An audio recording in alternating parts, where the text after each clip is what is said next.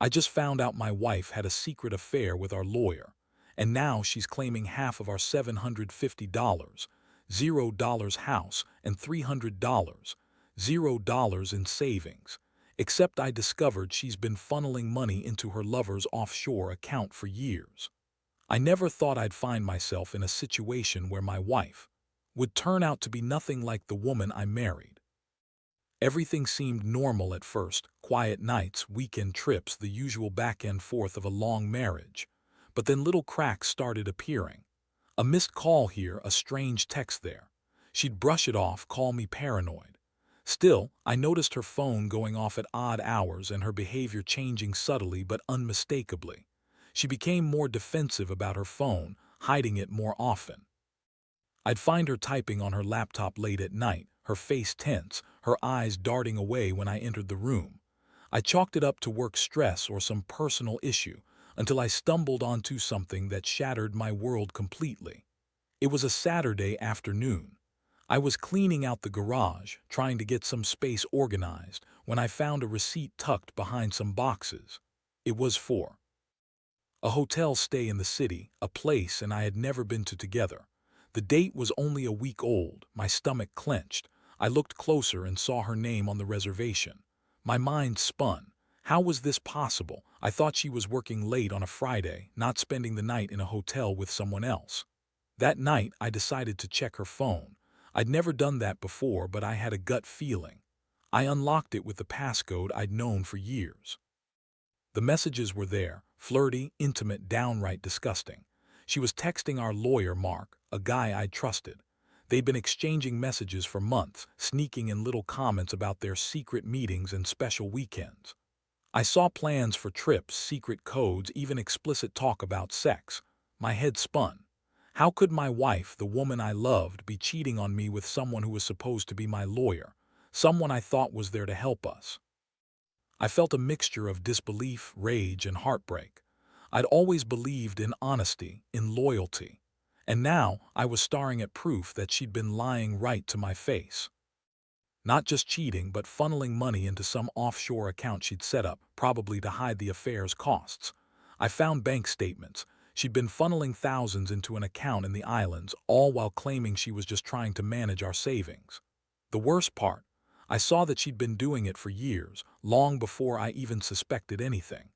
That's when the full weight of betrayal hit me. Wasn't just cheating, she was planning her escape, using me as a fool. I felt sick, furious, and so betrayed I couldn't even breathe properly. The house, the savings, everything we built, she was ready to walk away and I was left holding the broken pieces. I knew I couldn't let her get away with this. I had to do something. But what? How do you fight someone who's been lying and cheating for so long? I was about to find out. The next few days were a blur. I couldn't sleep, couldn't eat. Every time I closed my eyes, I saw her face, heard her lies, and remembered the way she looked at me with that fake smile. I felt like I'd been hit by a truck, but I knew I couldn't just sit around feeling sorry for myself. If she was willing to cheat and steal from us, I had to fight back. First thing I did was dig into her financials more. I had to understand exactly how much she'd been hiding. I pulled bank statements, credit card records, and offshore account details. What I found was staggering. She'd been funneling money into that offshore account for at least 5 years. Thousands of dollars every month, sometimes more. Money that was supposed to be for our future, our kids' college fund, our security. Instead, it was lining the pockets of her lover, Mark, and funding her secret life. I also discovered she'd been using our joint account to pay for her trips and gifts for Mark. I found receipts for expensive dinners, jewelry, and even a few hotel stays with him. It made me sick. She was lying to me every step of the way, pretending everything was fine. Meanwhile, she was planning her escape with her lover's help, probably dreaming of a new life somewhere else, leaving me with nothing. I knew I had to confront her, but I wanted to be smart about it. I couldn't just accuse her blindly. I needed proof, something concrete. So I set up a little hidden recording device in the bedroom just to catch her in the act if she slipped up. I also hired a private investigator, someone I found online, who could verify her whereabouts and gather evidence. I felt like I was in a war zone, but I couldn't let her get away with it. not without a fight. One evening, I finally sat her down. I told her I knew everything about the affair, the money, the offshore accounts. Her reaction was priceless. She looked stunned at first, then defensive, then angry. She started denying everything, calling me paranoid, accusing me of spying on her. She said I was overreacting, that Mark was just helping her with some legal stuff, that I was imagining things. She threw in the classic line, "You're just jealous because you're not enough anymore." God, I wanted to punch her in the face, but I kept my cool. I told her she could lie all she wanted, but I had the evidence. That I was done being played for a fool. Her face twisted into a sneer. "You think you can just throw accusations around and threaten me? I've built a life with you and you're just trying to ruin it. You're crazy."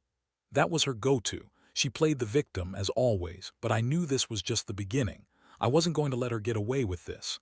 I had to plan my next move carefully. That night I couldn't sleep. I kept thinking about what this all meant. Our house, our savings, our future. I felt betrayed, angry, and heartbroken all at once. But I also felt a strange sense of clarity. I realized I couldn't keep living in this lie. I deserved better. I deserved honesty. And if she wasn't willing to give that, I'd take everything I could to make sure I came out on top. I had to be smart, patient, and relentless. Because if she thought she could cheat and steal her way out of this, she had another thing coming. The days that followed were like walking through a minefield. Every time I saw her, I felt a mixture of disgust and heartbreak. I couldn't believe how far she'd gone, lying, cheating, funneling money into offshore accounts, all behind my back. I had to act fast, but I also knew I had to be careful. Was manipulative, and I didn't trust her to play fair anymore. I spent hours poring over bank statements, trying to piece together exactly how much she'd hidden and where it was all going. The offshore account was a key piece of the puzzle. I hired a forensic accountant, someone who specialized in tracing hidden assets and offshore money flows. It was expensive, but I knew I couldn't do this alone. The accountant uncovered that she'd been funneling hundreds of thousands of dollars into that account over the years, all while pretending to be the perfect wife. She'd used shell companies, fake invoices, and even paid off some of her credit cards directly from the offshore account to cover her tracks. I also started looking into her contacts, who she'd been talking to, meeting up with, and what she was planning. That's when I discovered she'd been in contact with Mark, our lawyer, for more than just legal advice. They'd been planning something bigger. I found emails where they discussed her leaving the house, setting up a new life and dividing assets. Mark even suggested she could claim half of everything. House, savings, investments, using some legal loopholes he knew. It was all laid out in those messages, clear as day. I knew I needed proof of her plans to leave, so I set up a few more hidden cameras and kept a close eye on her. I also started recording her phone calls when I could, just to catch her in the act. I was determined not to let her manipulate her way out of this. I had to secure my rights and make sure I could fight her in court if it came to that. One afternoon, I finally caught her red-handed. I overheard her on the phone with Mark, planning a trip she said was for us, but I knew better. They were talking about her moving out, splitting the assets, and how she'd get her fair share. I was furious but kept calm. I called her into the living room and I laid out all the evidence I'd gathered. Her face went pale for a second, then she snapped back into her usual bitchy attitude. "You're crazy," she spat. "You're just jealous because I found someone better. Mark's helping me because he cares. You're just bitter because I don't want to be stuck with a boring, useless husband anymore." That's when I realized her game. She was trying to gaslight me, make me doubt myself, twist everything around so she'd look like the victim. But I wasn't falling for it. I told her I wasn't going to let her walk away with everything. I was prepared to fight her in court, to get a fair division of assets, and to expose her lies. I also made it clear I'd go after her offshore accounts and any hidden money. Her face twisted in anger, but she knew she was cornered. For the first time, I could see the cracks in her armor. She thought she could cheat her way out of this, but I was ready to fight dirty if I had to. That night, I felt a strange mixture of relief and dread.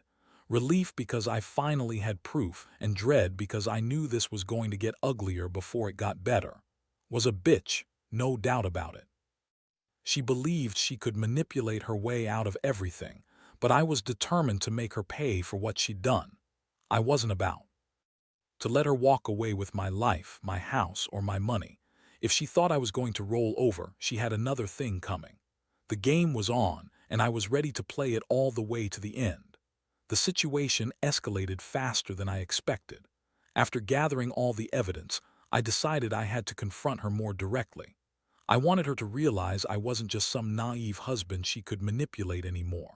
That's when I scheduled a meeting with a divorce attorney. I didn't want to drag her into court just yet, but I needed to be prepared for the worst. I wanted to be ready to fight for my rights, especially considering how much she'd been hiding and scheming behind my back. Meanwhile's attitude started to shift. She got more aggressive, more bitchy, trying to throw me off balance. She would scream, call me paranoid, accuse me of spying on her, and even pretend she was the victim. "You're just jealous because I'm tired of your control," she snapped one night. "Mark and I are in love, and I'm done pretending. You're just jealous because I found someone who appreciates me." I kept my cool, but inside I was boiling. Every time she lied, I saw right through her. I knew her game. She was trying to guilt-trip me, to make me doubt myself, to make me feel like I was overreacting. But I had the proof, and I was determined to use it. I also started thinking about how to protect myself financially. I reached out to a lawyer who specialized in asset division and divorce law just to get a sense of what I was up against. The lawyer told me that I had a good case, especially since I had concrete evidence of her secret offshore accounts and her plans to leave. One afternoon, I got a call from the private investigator I'd hired. He had been tailing for a couple of days, and he caught her meeting Mark again, this time at a fancy restaurant downtown. They looked cozy, close enough to make me sick. I watched the footage, my stomach churning. It was all there, proof that she was planning to leave, leaving me with nothing but the wreckage. I took all this evidence and went straight to the lawyer. We drafted a legal notice, demanding full disclosure of all assets, including her offshore accounts. We also warned her that any attempt to hide or move money would be met with legal action. I wanted her to know I wasn't messing around. I also started preparing for a possible divorce, gathering financial documents, and making sure I had a clear picture of everything I was entitled to. His reaction was to become even more bitchy, more aggressive. She started throwing tantrums, accusing me of ruining her life, calling me controlling and jealous. She told me I was a terrible husband and that I was lucky she'd even stayed with me all these years. But I wasn't buying her lies anymore. I knew her game. She was trying to manipulate me, trying to make me feel guilty so I'd back down. But I was done playing nice. I was ready to fight for what was rightfully mine. That night I sat alone in the house I'd built with her, feeling a strange mix of anger, sadness, and relief. I realized I'd been blind for so long, trusting her blindly while she was planning her escape behind my back. But no more. I was done being the victim. I was going to take control, expose her lies, and make sure she paid for what she'd done. The road ahead was going to be ugly, but I was prepared for it. I knew I had the evidence, the legal backing, and the resolve to see this through. Could lie, manipulate, and scream all she wanted. I was done listening. It was time to settle this once and for all. The weeks that followed were a whirlwind. I filed for divorce, and attitude only got worse. She became more confrontational, throwing tantrums, yelling about how I was ruining her life. But I didn't back down. I had everything lined up, proof of her affair, the offshore accounts, her plans to leave, and I was ready to fight for my rights. I also made sure to document every interaction, every lie, every attempt she made to manipulate the situation. One day I received a court summons. She had gone ahead and filed her own papers, claiming she was entitled to half of everything, our house, savings, investments, based on her contributions. I knew she was trying to play the victim, but I had the evidence to counter her claims. I met with my lawyer and we prepared our case. I wasn't going to let her walk away with a dime more than she deserved, especially considering all the money she'd been funneling offshore. Meanwhile's behavior grew more erratic. She started making wild accusations, claiming I was spying on her, that I was trying to control her. She even tried to turn the kids against me, saying I was an untrustworthy father. It hurt, but I knew I had to stay focused. I kept my composure, showing up in court with all the evidence laid out. The judge was thorough, listening carefully to both sides. When I presented the bank statements, the offshore account details, and the messages between and Mark, it was clear she'd been lying all along. What shocked me most was how she everything, even when confronted with irrefutable proof. "That's all fabricated," she spat at one point. "You're just trying to ruin me because you're a jealous, insecure man." But I knew better. I knew the truth, and I had the evidence to prove it. I also brought in the private investigator's footage, which clearly showed her meeting Mark. Her face drained of color when she realized she was cornered. The court proceedings dragged on for months, kept trying to manipulate the situation, threatening to take everything I had, claiming she was entitled to half of the house and savings. But I was prepared. I had legal backing and I knew the law. I also had the offshore account evidence that proved she'd been hiding money all along. I wanted to make sure she paid for her betrayal, for using me and our marriage as a cover for her secret affair. Finally, the judge made a ruling. She awarded me full custody of the kids, the house, and a significant portion of the savings, was ordered to pay back the offshore funds she'd transferred illegally, and the court found her in breach of fiduciary duty for hiding assets. I felt a strange mix of relief and emptiness. This wasn't just about money or assets anymore. It was about the betrayal of everything I believed in. In the end, I realized this experience had changed me forever. I learned that trust is fragile, and betrayal can come from the most unexpected places. I also learned that sometimes you have to fight dirty to protect yourself. Thought she could cheat her way out of it, but I made sure she paid the price. I don't regret standing up for myself. What I do regret is trusting her in the first place. But now I'm rebuilding. I'm focusing on my kids, my future, and making sure I never get like this again. If there's one thing I'd tell anyone in a similar situation, it's this: don't ignore the signs. Trust your gut, gather your evidence, and don't be afraid to fight for what's right. Because once you're betrayed, the only thing left is to stand up and take control. Looking back now, I realize how much this whole ordeal changed me, probably permanently. I used to think trust was the foundation of everything, but after betrayal, I see it differently. Trust now comes with a heavy dose of caution. I learned that people can hide their true selves behind a pretty face and a false smile, and that sometimes the people you love the most are the ones capable of the worst lies. The aftermath has been divorcing was messy. She fought hard, trying every manipulation she could think of, but in the end, the evidence I had was irrefutable. I got custody of the kids, the house, and most of the savings, but there's a hollow feeling that never quite goes away. I feel betrayed, angry, and sometimes even foolish for trusting her for so long. But I also feel relieved. Relieved that I took control, that I exposed her lies, and that I refused to be a pawn in her game. The financial damage was significant, but what hurt more was the betrayal of the person I thought I knew. It's hard to look at her now without remembering all the good times, all the promises we made. But I've come to accept that some people are just not worth the pain they cause. I'm rebuilding my life, slowly but surely. I've cut out all contact with her and focusing on my kids, my work, and my own mental health. One thing I've learned is that money can be hidden, manipulated, and used as a weapon, but it's also a tool for protecting yourself. I made sure to get legal help, document everything, and stay one step ahead. I don't regret fighting for what was rightfully mine, even if it meant going through hell. It was the only way to ensure she couldn't walk away with everything. To anyone reading this who might be going through something similar, I'll say this: trust your instincts. Don't ignore the signs, hidden messages, secret accounts, odd behavior. Gather your evidence.